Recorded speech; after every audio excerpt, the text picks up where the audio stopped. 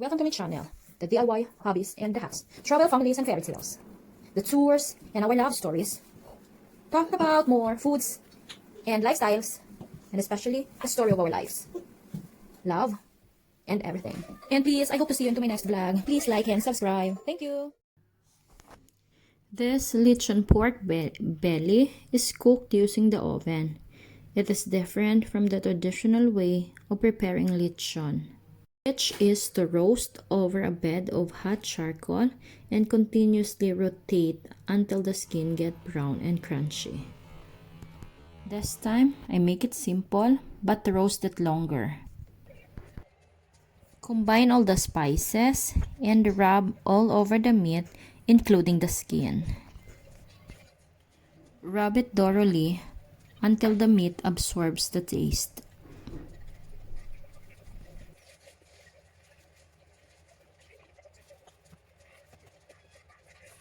With the skin side down, rub all the ingredients left all over the meat.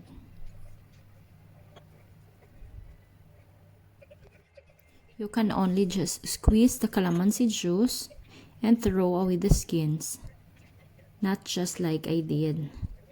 If you doesn't want to make your brown sauce or gravy later a little sorry taste. Lemongrass is very fibrous, and it's used in this recipe primarily to infuse flavor and aroma.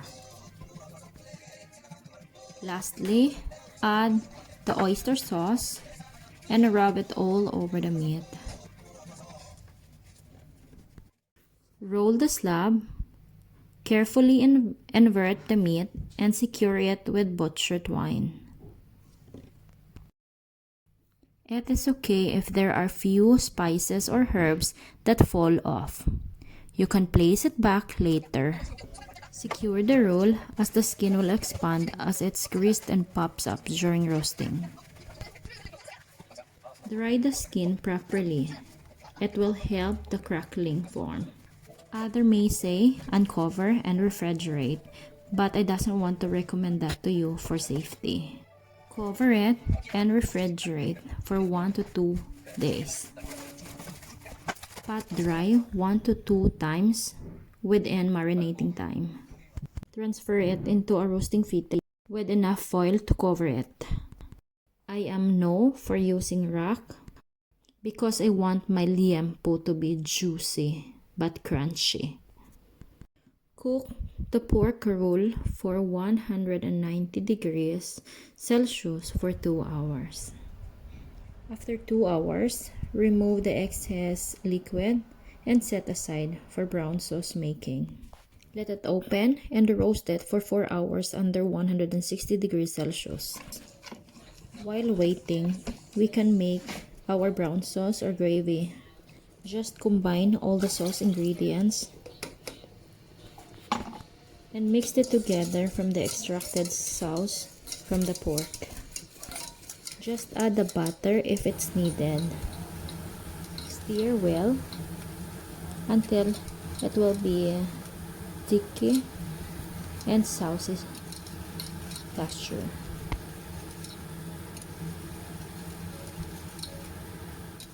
This is the outcome after 4 hours roasting. Now set the oven in grilling program. It should be 200 Celsius this time.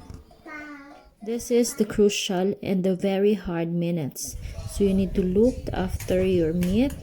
Watch carefully to avoid burn. Testing it by tapping, and if you hear the sound,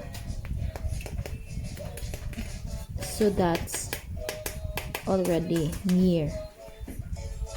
And when you see like this crackling, that's the sign that you need to turn it off and take the meat out.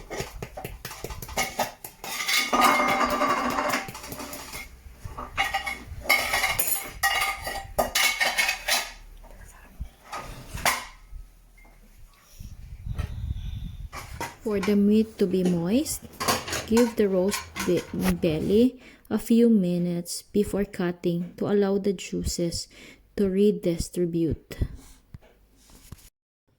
This slow roasted pork belly is very tasty, although it did take longer at a hotter temperature for the pork to cook, but when it did the crackle, it was crunchy and the pork tender and juicy. You can really see it. Bam! Amazing. Ja, det får du. Ja, lang kan du må vänta lite. Hej, det kan du få. Vänta lite. Ja.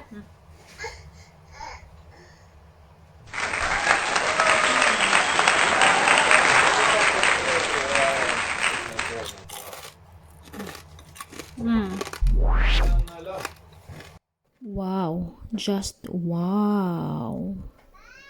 This pork belly lechon Yan. or roasted pork belly is really tasty, crunchy, crispy, yet juicy.